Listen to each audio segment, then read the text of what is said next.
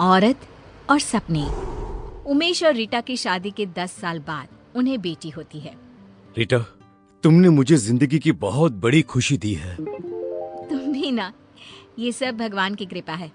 बस हमारी बेटी बड़ी होकर कुछ अच्छा करे। रीटा की सास बिंदिया ये खबर सुनकर गांव से चली आती है।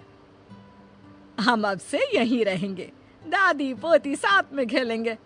अपनी पोती का नामकरण भी हम ही करेंगे। आज से हमारी गुड़िया का नाम होगा सना। आओ मेरी गुड़िया, दादी के साथ खेलोगी ना।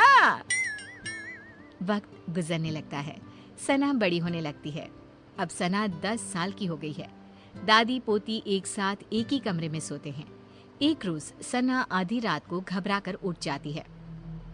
अरे क्या हुआ मेरी बच्ची, तू इतनी घबरा क्यों रही है? दादी, मैंने एक औरत को देखा जो मेरे बेड के नीचे से निकलकर मेरे ऊपर आकर बैठ गई और मुझसे कुछ कहना चाह रही है। अरे बिटिया, मैं हूं ना तेरे साथ। देख देख, तेरे बेड के नीचे कुछ भी नहीं है। मेरी बच्ची आराम से सो जा। अगले दिन फिर वही सब होता है। फिर सना सपना देखकर उठ जाती है। दादी, सपने में फिर मैंने उसी औरत को देखा। वो फिर उसी तरह मेरे बेड के नीचे से मेरे ऊपर आकर बैठ गई है और मुझसे यहाँ से जाने को कह रही है। कौन हो सकती है और कोई तेरे सपने में क्यों आएगा? अच्छा बेटी, वो दिखने में कैसी है, तू बता सकती है? हाँ दादी, बड़ी बड़ी आंखें, गोल चेहरा, लंबे बाल, मोटे मोटे गाल, पतली दुबली, मानो जैसी कोई मॉडल हो। क्या? ये तो नीता है, लेकिन उसका तेरे सपने में आने का क्या मतलब है? दादी, ये नीता कौन है? अब कुछ नहीं मेरी बच्ची, तू सो जा। हाँ। अब बिंदिया की डर के मारे हालत खराब हो जाती है। वो रात भर सो नहीं पाती। अगली सुबह बिंदिया सारी बातें उमेश से कहती है। उमेश, वो वापस आ गई है। इस बार उसने अपना शिकार हमारी सना को बनाया है। सना को कुछ हो गया तो हम तो मर जाएंगे। क्या माँ, आप भी कैसी बातें कर रही हो? सपने से भला क्या होता है? कौन सा वो सच में निकल कर बाहर आ जाएगी?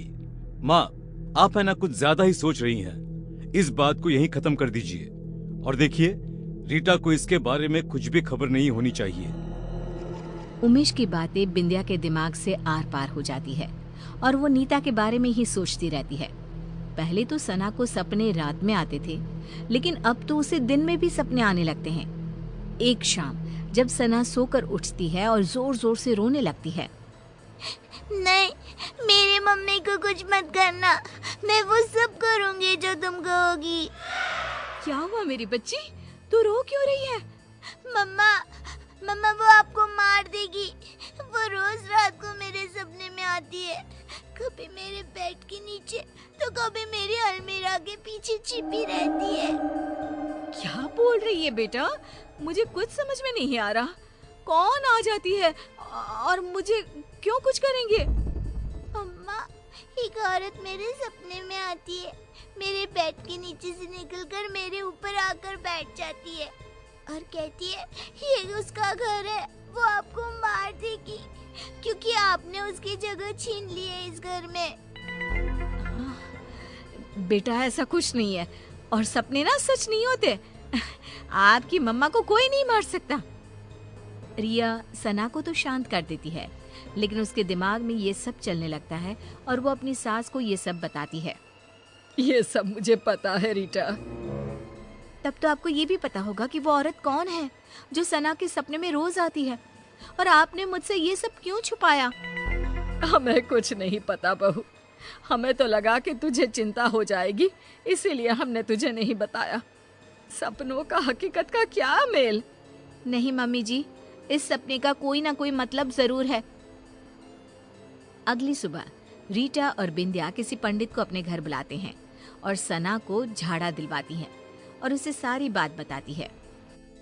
उस औरत की आत्मा भटक रही है और कहीं ना कहीं उस औरत का इस घर से कोई ना कोई संबंध जरूर है।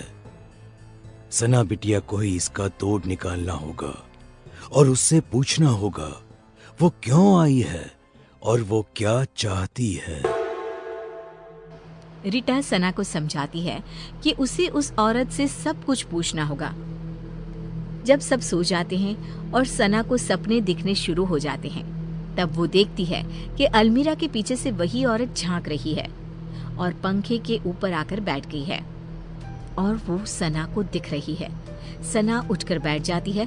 तभी वो औरत उसका गला दबाने लगती है और कहती है, बोला था ना, निकल जाओ इस घर से, ये घर मेरा है, नहीं गई तो दोनों माँ बेटी मरोगे मेरे हाथ से। कौन हो तुम? मुझसे और मेरी मम्मा से तुम्हारी क्या दुश्मनी है? इतने में ही सना डर से उठ जाती है और रोने लगती है। रीटा और बिंदिया उसके पास बैठी होती हैं। बेटा, तूने उससे पूछा या नहीं? इतने में ही उन लोगों को एक आवाज आती है, पूछा, लेकिन जवाब सुने बिना उठ गई, इसीलिए मुझे यहीं आना पड़ा। जोरों की हवा चलने लगती है, कमरे का सारा सामान गिरने लगता है और एक औरत सबके सामने आकर खड़ी हो जाती है। तुम कौन हो? बिंदिया, तू नहीं जानती मैं कौन हूँ? तू बताएगी इन लोगों को या मैं बताऊं? ये नीता है, एक मॉडल। उमेश और नीता एक दूसरे से प्यार करते थे और शादी करना चाहते थे, लेकिन हमने इन दोनों की शादी नहीं होने दी।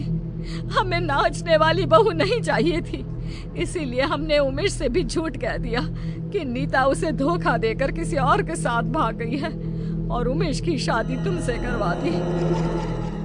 ये सब के पीछे तुम थी ना माँ? आपको पता था ना माँ कि मैं नीता के बिना नहीं रह सकता। ऐसा क्यों किया माँ तुमने? क्यों?